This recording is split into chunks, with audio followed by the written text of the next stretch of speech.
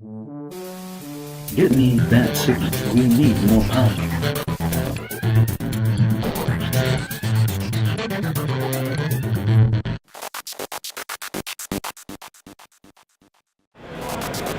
I'm here with Jim Long. It's Friday at Origins, and let's talk Tripods and Triplanes. Okay. What's going on with that? So we're debuting here at Origins the final paint jobs, final bases. We've got the final version of the plastic pieces here. We're going to do an event on Saturday where people actually get to see the game being played for the first time. Some people are going to actually get to participate in that, and then we'll have the components and the pieces out starting on Saturday, as well as the tripods now that we've got out right now. Following this, we're hoping for the game to be an August release. You never know with Chinese manufacturing and the logistics of getting it over here and U.S. Customs what's going to happen, but we're hoping for an August release, if not very soon thereafter.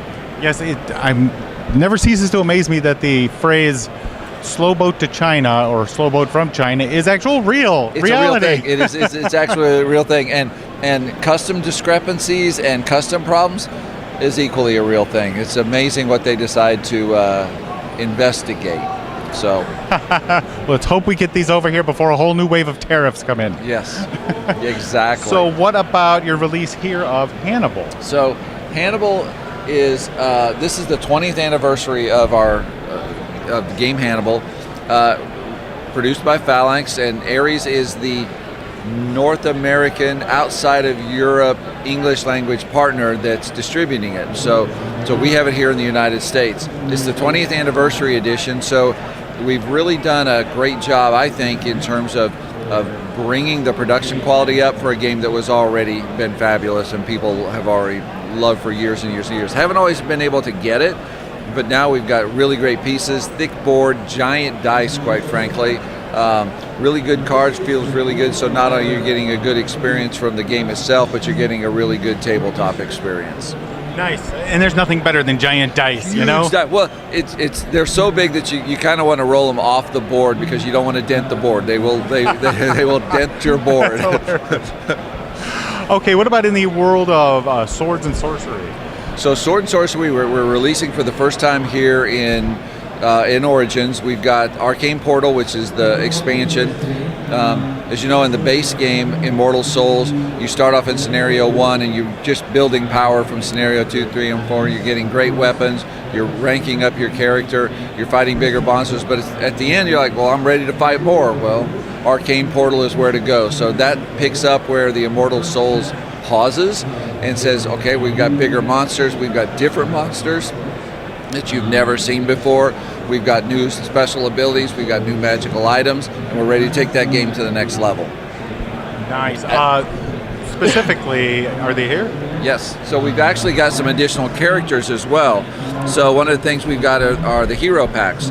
So being a knight or being an assassin or a thief or a dwarf, that's perfect for some people. However, other folks want to do something that maybe might be a little more challenging. So we've got an undead pirate. Now, if you are familiar with Sword and Sorcery, you know that every character has two aspects, the light aspect and the more the dark aspect. Right. So in this case, you can either be a pirate zombie or you can be a zombie pirate.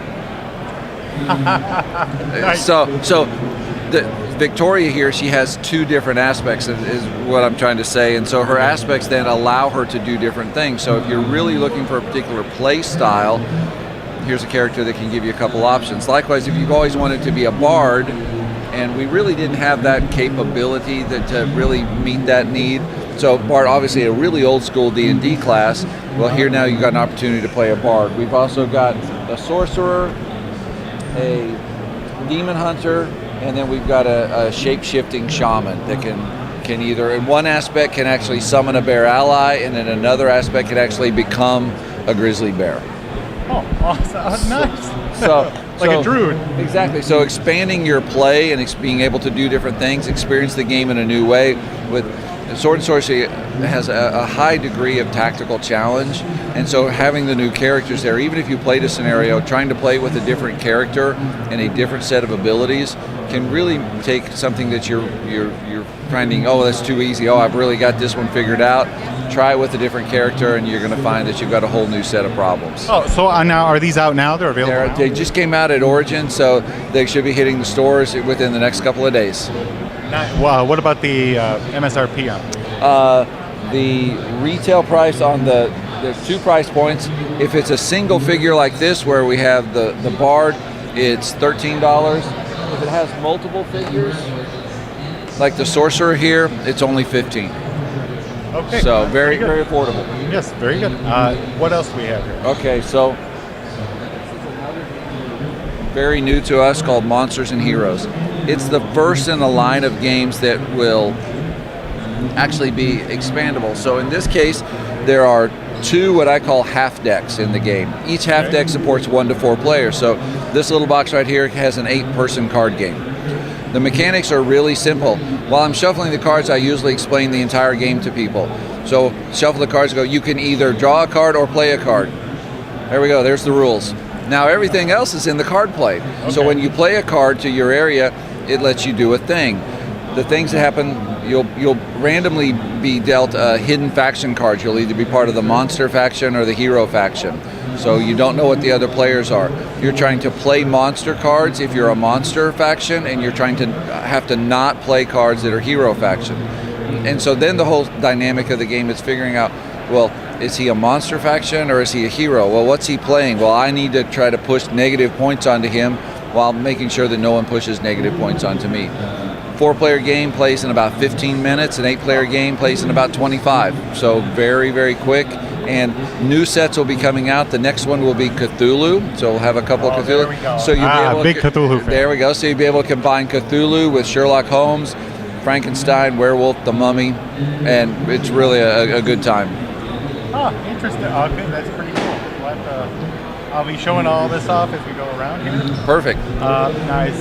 What else we got at? So we're also looking. We've got a couple other games that are fairly new to us. As you probably know, Ares has been working with a number of partners. Phalanx is one of them. Right. We also work with Agrology, which is a Russian company, for Master of the Galaxy. Master of the Galaxy is their 4X expansion, exploit, excommunicate, extrapolate, expatriate game that you it's X-rated. There we go. It's a lot of X's in there. So as you play that game, you are a species trying to control the galaxy, and there's multiple ways that you can try to do that: through conquest, through growing your tech tree, through exploring the universe and putting out space bases. And so just like the kind of the classical video games, you have a game here that's on the board. You can play in about an hour, and we can say I taught 3 people how to play the game, and we played the whole experience in an hour and 10 minutes. Sorry to say I didn't win. One of the new guys learned the game and beat me at it, which was not a lot of fun, but the game itself worked out really, really well. You can play it. People pick up the rules really simple, and then once you've actually got the rules, which are very straightforward, you can then focus on tactics and gameplay. That sounds pretty interesting. Man, you guys always have some great stuff going on. What's going on in the Wings of Glory world? I know you have some special events here, actually, don't you? Yeah, so the booth has been really busy since about noon on Wednesday. So we're working with Buckeye Gamers in Flight here at the booth, and so they've been helping us run events not pretty much nonstop since we got here Wednesday at noon. And so we've got a bunch of different events here for Wings of Glory, Sails of Glory, and both World War I and World War II. We're continuing to expand the line. We've got future releases coming out, probably not in 2018, so we're really looking at the first part of 2019 to continue growing those games.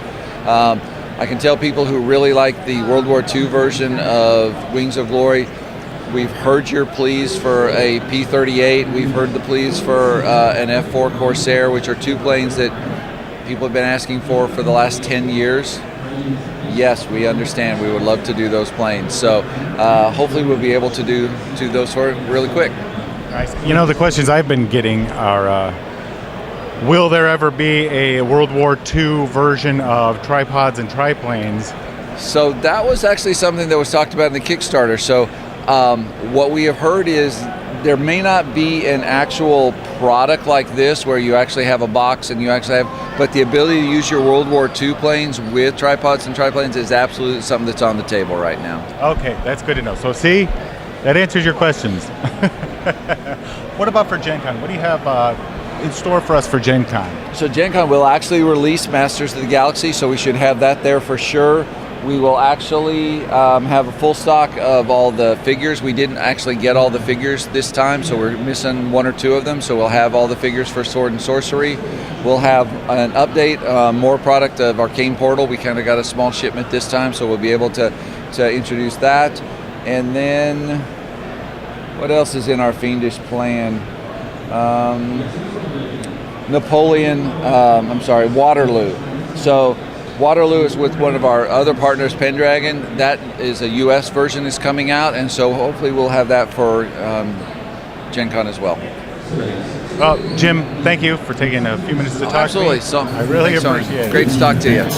We need more power.